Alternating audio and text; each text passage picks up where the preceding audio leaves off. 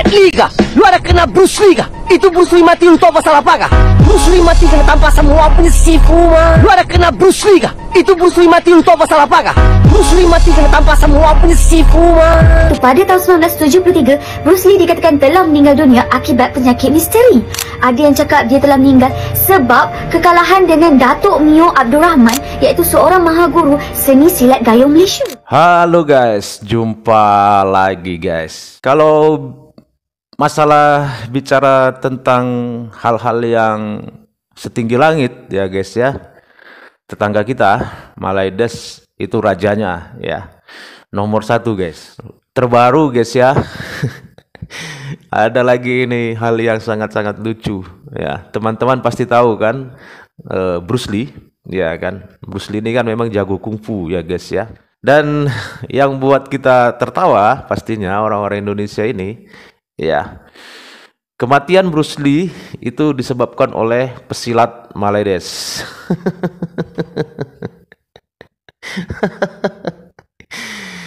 Kok bisa ya seperti itu ya? Tapi memang kalau kita lihat videonya guys, serius banget sih mereka ini menceritakan sejarah bagaimana saat itu Bruce Lee bertemu dengan pesilat Malaides ini. Dan gak usah berlama-lama guys ya, langsung saja ya kita lihat ya videonya ya.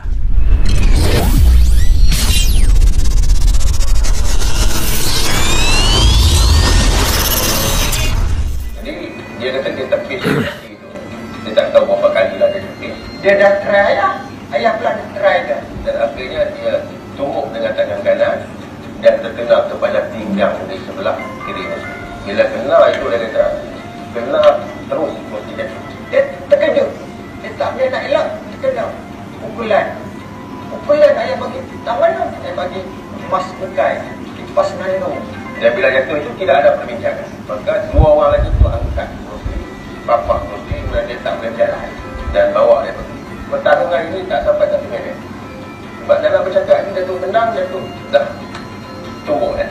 Dalam saya ingat dalam mungkin 5 saat macam tu dia terlalu cepat.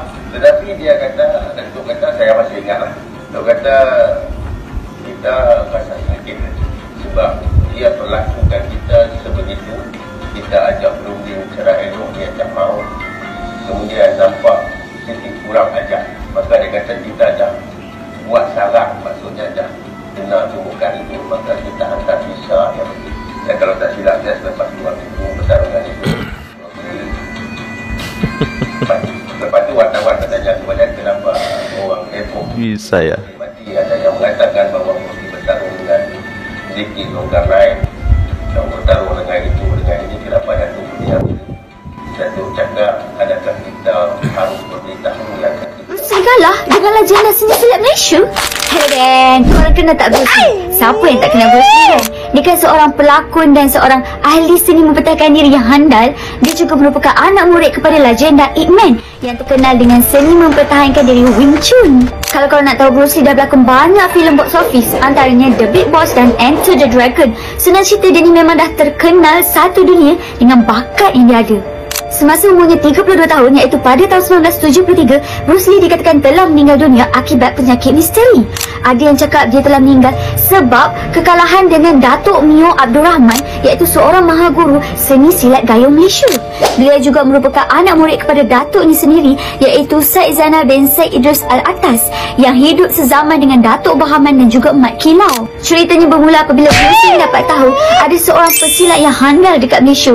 Jadi dia pun ajaklah Datuk Mio untuk bertarung dengan dia. Dipendekkan cerita, Bruce Lee pun datanglah ke Malaysia dan mereka pun berlawan. Bruce Lee mula mengasak kaki yang pantas untuk menyerang Datuk Mio. Beberapa kali jugalah Datuk Mio mengelak dan akhirnya beliau terpaksa keluarkan pukulan berbisanya, iaitu kipas senandung, tepat kena pada rusuk Bruce Lee. Bruce Lee pun jatuh tersungkur kesakitan dan mengelupurlah dia. Tak lama lepas kejadian tu, Bruce Lee telah dilaporkan meninggal dunia di Hong Kong akibat penyakit misteri.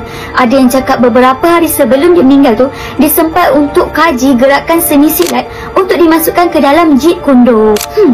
Korang rasa kan kematian dia tu ada kaitan tak dengan perlawanan dia bersama Datuk Mio tu? Satu dunia dikejutkan dengan berita bahawa Bruce Lee meninggal dunia pada usia 32 tahun. Tapi macam mana Bruce Lee, orang yang physically kita nampak dia fit, sihat, kuat dan power martial arts, tuk-tuk meninggal. Waktu hari kejadian tu pukul 6 petang, tiba-tiba Bruce Lee ni dia mengadu dia sakit kepala, sakit yang sakit sangat-sangat. So disebabkan sakit kepala dia tu tak hilang, Betty ni dia pergi bagi painkiller dekat Bruce Lee, iaitu Ecogesic. Lepas dia dah makan painkiller tu, dia cakap dia nak rehat sat and dia nak nap kejap. Betty ni pun asalnya dia tak berani nak kacau Bruce tengah tidur, tapi disebabkan dia pun dah janji nak pergi dinner, so dia terpaksa lah kejut Bruce Lee. And then dia pun slow-slow lah masuk dalam bilik and dia kejut Bruce, tapi Bruce tak respon. Bila Raymond sampai dekat apartment tu, dia dah nampak Bruce Lee dah tak bernyawa dan memang dah terlambat untuk diselamatkan. Itu guys ya, yang dipukul badannya ya. yang bengkak di kepala. Karena kalau berita yang kita tahu ya, ada masalah di kepalanya Bruce Lee ya, mungkin seperti kanker gitu atau apa ya di kepalanya gitu. Jadi itu yang paling jelas ya beritanya, penyebab kematian dari Bruce Lee. Ya. Memang kematiannya Bruce Lee ini masih misteri ya, tetapi berita yang paling santer ya saat itu karena ada masalah di kepala ya.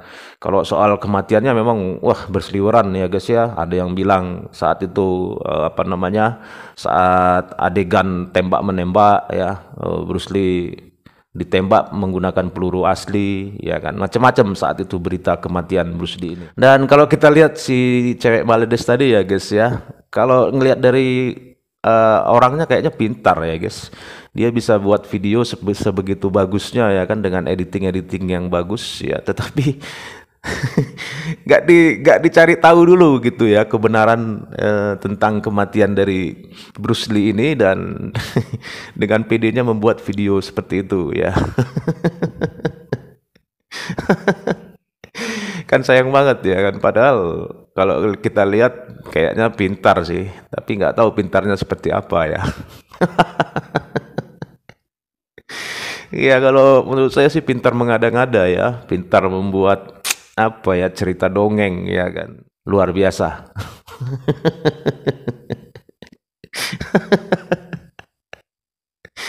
Keren memang, keren mengada-adanya.